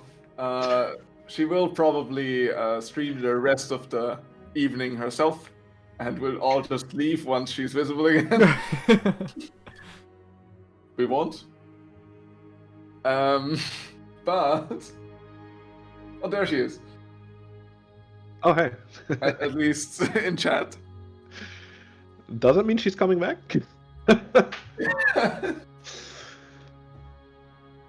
Okay, I mean, technically we could start without her. If you're sure. You are the DM, you know how to deal with this. Yeah. But maybe before we start, I think it doesn't say Ria anymore. I think her stats the link is gone from Discord because now Oh. it says Jasmine and not Ria. How did you roll? All right. I can roll, but I like it doesn't say her stats and stuff, so I probably couldn't do any saves. Oh, all right. What command did you use for the last one? Just Maybe- roll. Yeah, maybe you need the command Think up there. again. Yeah. Okay, I'll Use try. the exclamation mark beyond and. Oh wow, now everyone can see Oh. that you're loading the character data. Oh, hey, Welcome. Nadine's back. Well, it was already Welcome loaded. back. You just need to roll like you did anything else. You might need to refresh your OBS page. Yes. By the way, Nadine. Yeah. I'm so sorry for all the people. Oh god, so is there gonna be a new link? My No, there isn't. Just reload. I did, and Um, I have to send a new one. Oh. Jasmine, you have to import Yes. and then reply. Yes. Oh, all right. I'm Yeah. so sorry. Yeah. Nice. Oh, hey. Okay. I couldn't connect to my Wi-Fi anymore. Oh, all good. All good. Let's check real quick. I mean, yeah, that's just what happens when you roll a normal d20. It doesn't Yeah, need okay, any yeah. character stats for that. No modifiers, so that's why. All right. Okay. If you, If you do like check persuasion. it Right. Yeah, I'm new. Sorry. All good. All good. First you. I also I- never used the spot, so. Alright, Nadine, did you already send a link? Okay. Yeah, I did. Jasmine, do you have your D&D Beyond page and see your spells in case you want to cast something? Because there it's, I think, like exclamation mark cast fireball or firebolt or something. Good call. Don't know if I equipped anything. Yeah, Nadine is back. There's the I cam. am back. Yes. And Perfect. for the dice rolling, it should not yet be back because there we are. Alright, perfect. So exclamation mark cast is how it Yes. goes. Look at your cantrip and try and cast a cantrip. Yay! Chat is already really hyped for Nadine. Yay!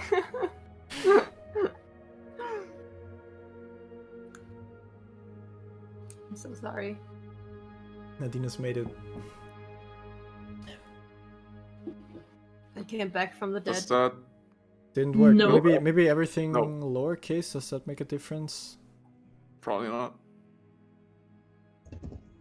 It shouldn't. Oh, Ooh. it did. Does Oh. it does? Wow. Took a while. Okay, that's- Nice. Cool. All right.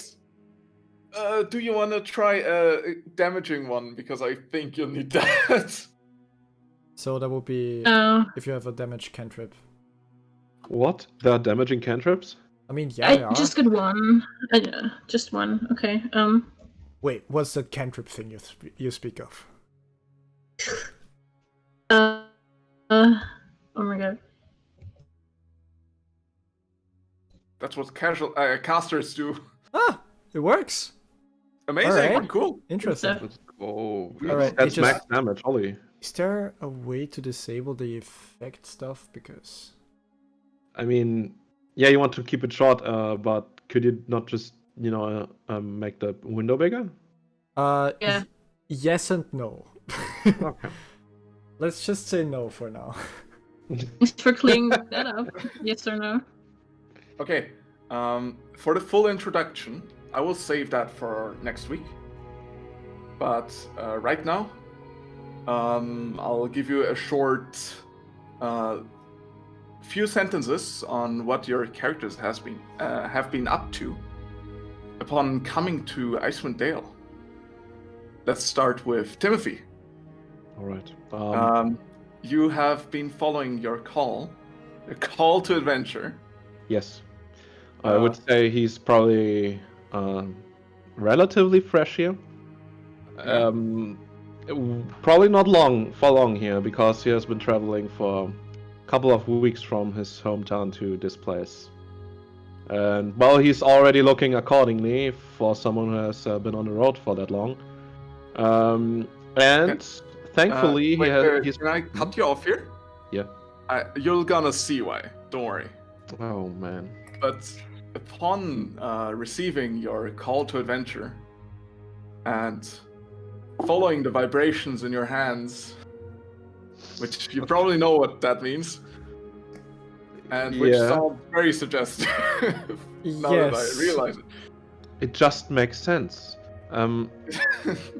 You just so happen to have been surprised by a loud noise up in the spines of the world, and followed by some rattling and a sudden avalanche just racing across the land. Well, the voices in my head didn't warn me about this, but sure. Yes, they didn't. Not this time. And the next what thing in his you what? felt is cold darkness. And you are left with the whispers that led you here. Rhea! No. You too just had a semi-traumatic experience, potentially. I wouldn't say semi, but yes. Yeah. Yes. And right now are traveling along the path. You were pointed towards potentially civilization by a few friendly trappers who weren't done with their job for today, so they didn't accompany you. Right. But something catches your attention. Battle noises.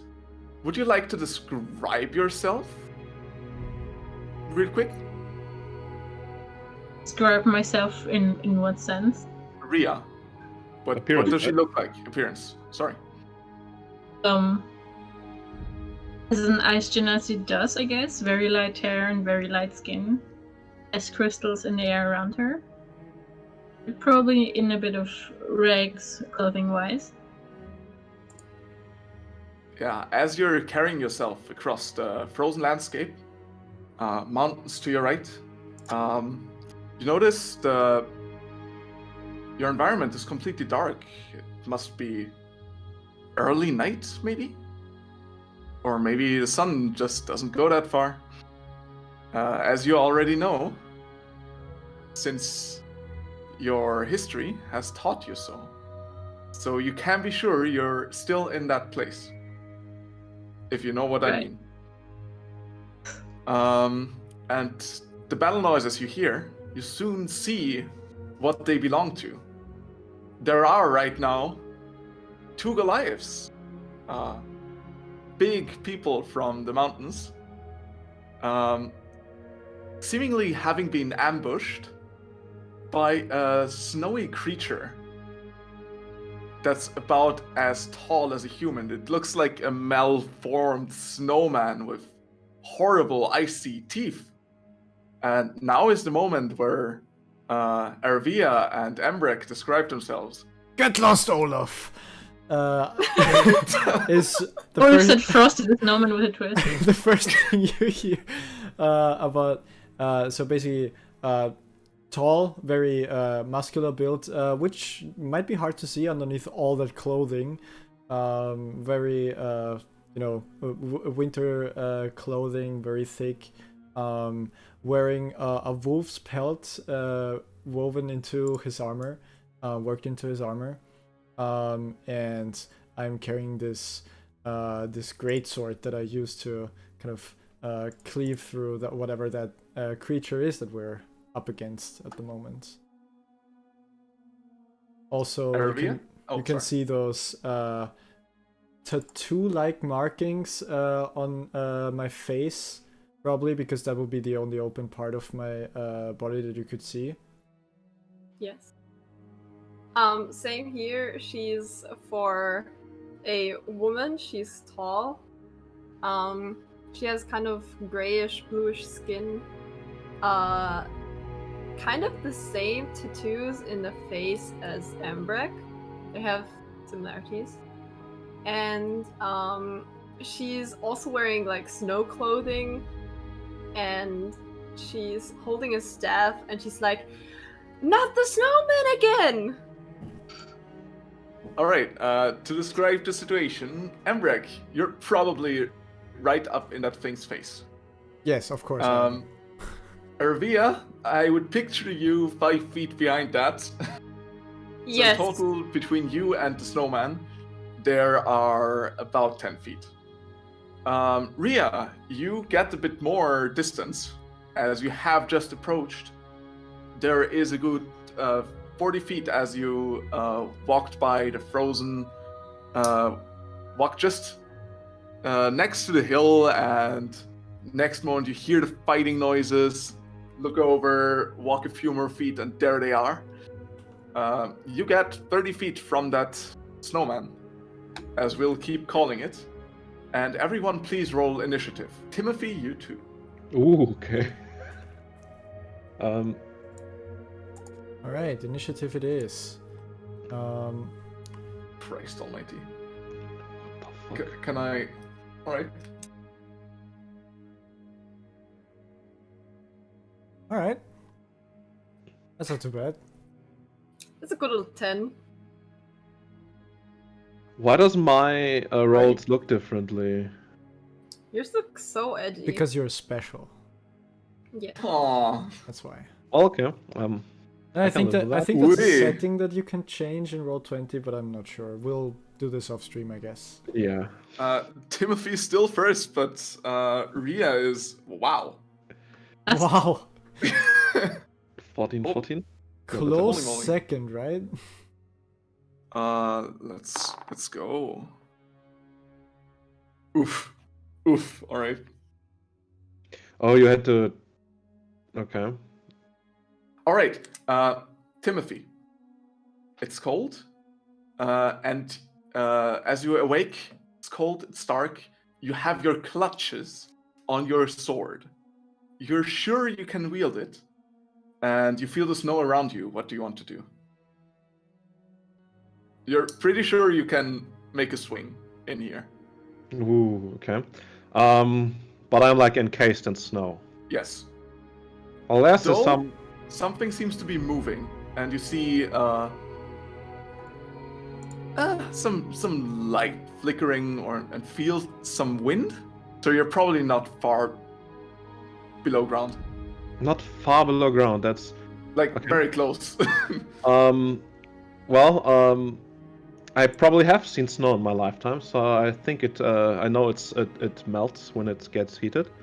Yes. And when I get to draw my sword, I will try to cast... Let me just check something. I mean, or it's your call, but I would like to cast Green Flame Blade, and just swing, you know, like, diagonally upwards, so just so if it melts I have a view and maybe a way out. Yeah. Please just roll damage. Just roll damage. I like that. Nope. Did it job? No? Okay. There.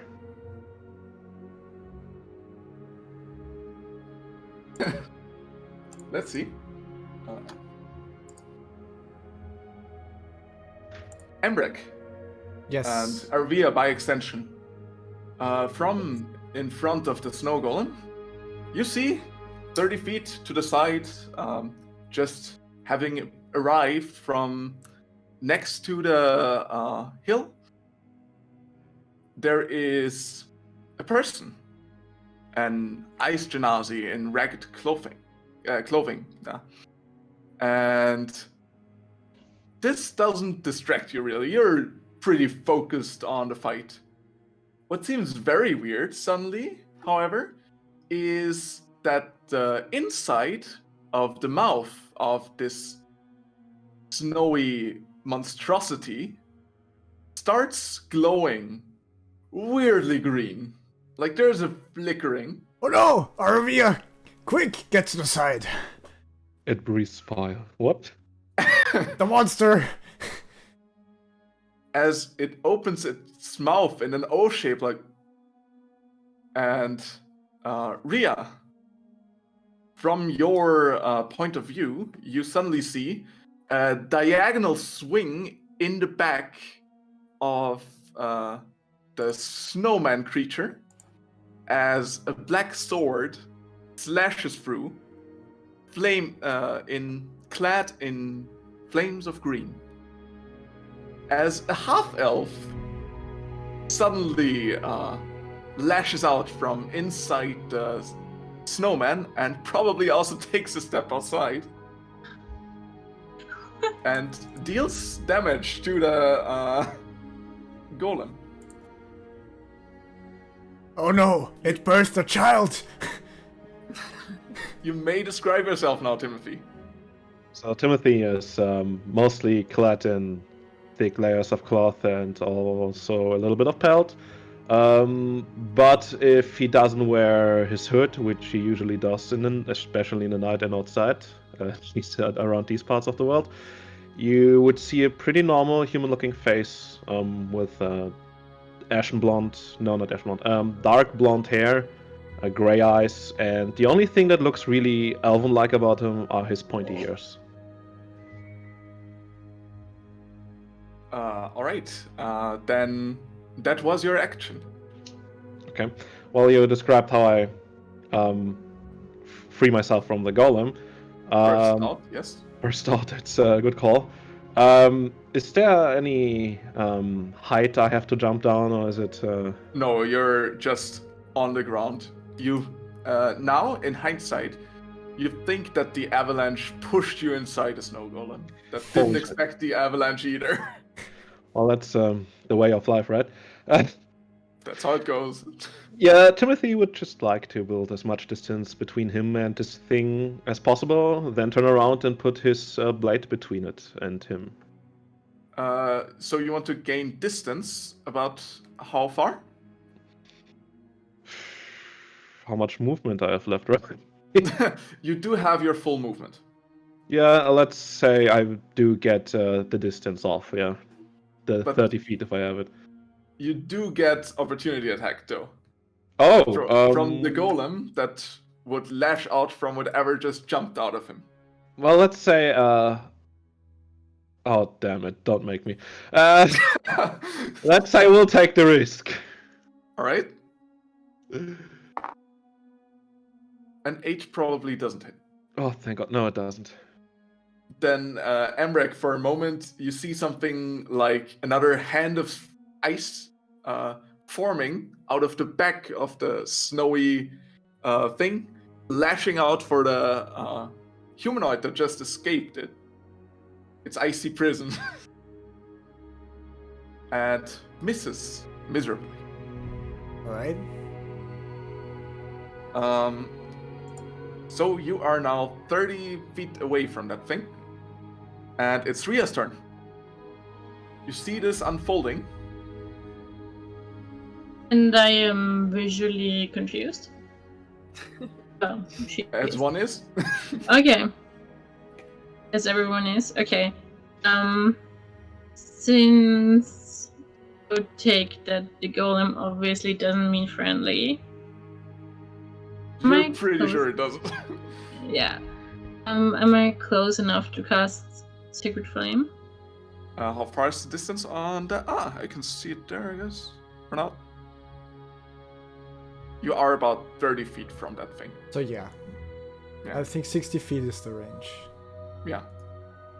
Should be fine. That's dexterity save, right? Is it? Yes. Yeah, recall. Once you cast it, it says.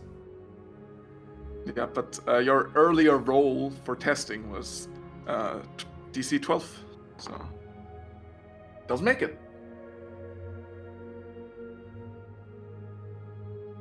I'm still waiting for the damage. Wait, it was cast, right? Yes. It was, yeah. Wow, amazing. Oh. Amazing. Timothy, as you run out of the golem, you see the Genasi that has just apparently joined the scene. Reaches out with her hands to cast a spell, and for a moment, Ambrek, you see a small light appear on the golem, and a quick flare light up, just for a moment, in blue and yellowish holy fire. So, and it does take that damage. Seems to have hurt it, though not by a lot. And yeah, anything else you want to do? You still have your bonus action and movement. You can move closer, further away. Ria, I think that's for you. Oh, that's for me. Yes. Okay, sorry. Still for you, I thought, still for you. I thought we were with Embrick already. No.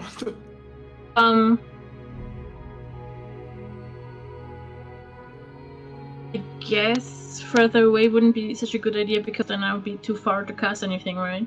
Not Mhm. yet, technically. Yeah, not yet. Right now you still have... let's see... I mean, you still have, like, if you're 30 feet away from it, you have a 60 feet range on most of your spells. I think if you go 30 feet further away, you should still be in the clear to cast spells. Okay, then I would move another 30 feet away. Alright, as a humanoid approaches you, and after you have cast your spell, turn around and gain some more distance. And yeah, if that was your turn, it is now Embrek.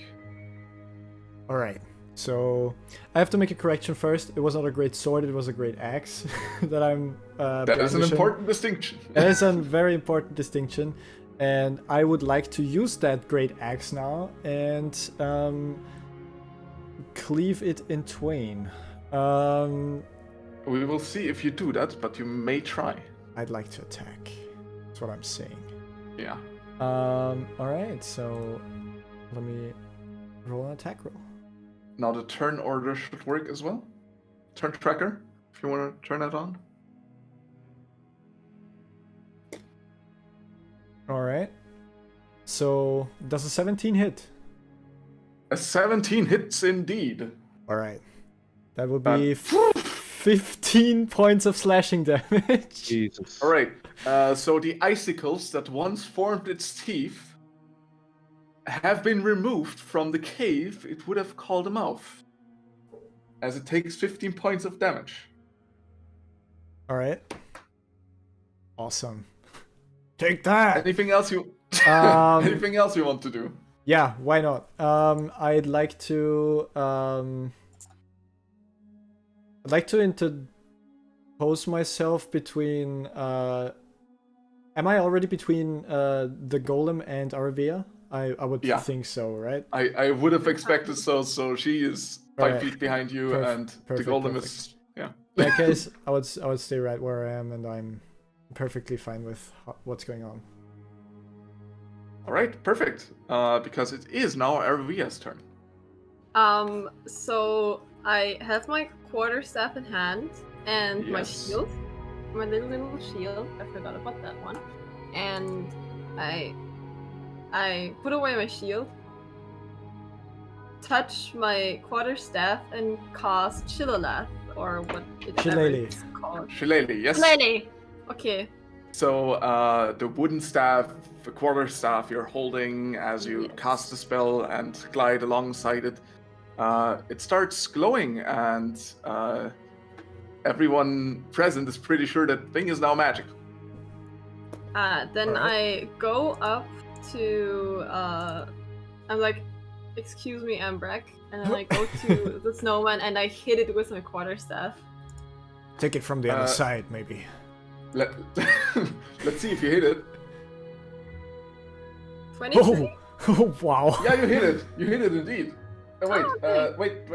Is that... Yeah, you hit it. Yeah. I roll with my spell attack. And it takes 3 damage.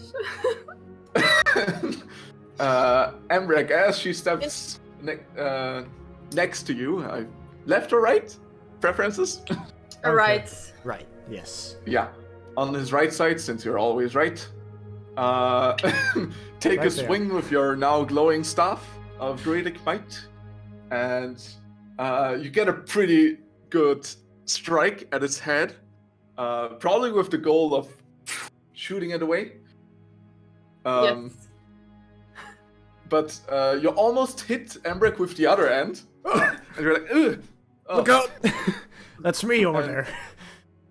Yeah, you hit, you deal damage. And yeah. Anything else you want to do? No. Bonus action, and some movement. Yes. And I just kind of say, in the name of Mother Nature, go away! With the remainder of its icicle teeth, or the broken ones that Emrek just modified, it just screams out, and it is its turn. Let's see. Point blank. And it's gonna be one of you two. Oh. Oh. So what was back Alright. Come on, it's just one hit. Let's see if it's one hit. Dear Emrek, does a 19 hit? It does, yes. Alright. Then that's... We're level 1. yeah, I forgot. I was expecting like maximum min-maxing here. No. Well, as that thing strikes out, seemingly wanting to hit Aravia at first, but Emrek was in the way as it Yeah. strikes out from its right. Arvia dodged, but I didn't see it coming. It was from the left side, obviously. And Emrek, like with a snowball, you're instead hit with icy paw. You know that when you expect a soft snowball, but someone's been kneading it for at least an hour and now it's icy. And put a nice ice cone inside. Yeah. That is now 5 points of bludgeoning damage. Alright, And it's 5 points to the face. 6 points of cold damage. Holy fuck. 6 points of cold damage, alright. I will try and reduce that damage with my Yes. reaction. Please do, that's a d12. With my Stone's Endurance, it's a d12 plus 2. Let's see. 6. 6 plus 2 makes 8. So there was 6 damage, so... seemingly, the ice in that icy paw just bounces off of you as the snow goes through. And for a moment it looks at its paw and it looks at you. And thus ends its turn, making it Timothy's, Oh, hey. who is 30 feet away from that beast. Yep. Timothy starts sheathing his blade while chanting something, and he would like to cast Hex on this thing. Ooh. I'm choosing Strength because he looks big and meaty, and I don't want him to be that way anymore. Wait, on me? Oh, I mean, yeah, no, he looks big and frozen. I mean, Alright. that's 1 spell slot, and Yeah, well, let it go, right? let it go. Let's Where not the go hell? down that road. Yeah, okay. Either way, after sheathing his blade, he would start. He has in his left hand, by the way, some form of walking cane. It's like a wandering stick, but just a little bit smaller. And he starts throwing it up a little, and then grabbing it at the middle of it, and then starts casting. Yeah, you guessed it. He casts Eldritch Blast. Yes. That's a 12, right? Yes, that's 12, and that hits. Yes. The necrotic damage from above, or should I roll again for that then? Please. All right. Yeah. Do you want to keep the above ones when you cast hex? Or do you want to Sure. roll every time? If you, I mean, no, I would roll every time I try. Okay, to hit. please. Yep. Go ahead. And Hex. roll the. There. Alright, that's even better. Yeah, that's 13 damage. 5 necrotic and 8 force. Do you want to describe how you kill it? Oh, hey. Let's just say this Eldritch Blast is just a bolt that goes straight through the middle of his body, leaves a hole that you can see through. And even though Timothy did not expect that, so you will see him a little bit surprised when it happens, but that thing just collapses, right? Yep. And for a moment, Emrek, as the last moment it looked at you, it was wondering, it seemed to be wondering why it didn't hit so hard. And the next thing you suddenly see is you hear a blasting noise, ding, and it looks down, and you look down. There's a hole in the middle of it, and it looks back up at you, falls to pieces. And there's now this unnatural small mound of snow on the ground, and you all see each other, and you hear a tankard going back on the table, on the wooden table, as the lady in front of you that has asked you how you all met each other says, "What a story! Amazing!" You recognize her as Danica, half-elf. She seems like a scholar who has been putting out notices that she knows how to stop this calamity, how to bring back summer to Icewind Dale, and everyone ignored her. But you heeded her call, at least for the free drinks she offered in the tavern. Oh yeah. A good ale, can't turn that down. This is where we'll pick off next time. For session 1 of Icewind Dale. Played by Dice in a Row. Very nice. Nice. Alright. Should we end the stream there? Ooh. I mean, first of all, first session we had with Nico. So yeah, everyone, we'll end the stream right there, and we'll be in chat down to be available for you, chatting with you if you have any further questions or anything. Yeah, but for everyone who's not staying, hope to see you again next week, and yeah. I think we have one more thing. One more thing? Really? Want to announce that? Do we? I mean, there was Tasha's coming out. Right, yeah. I think that's for you to announce. Alright, we have talked a bit under ourselves, and we have decided to, we'll probably put it up tomorrow. We'll put a small raffle on our Twitter, right?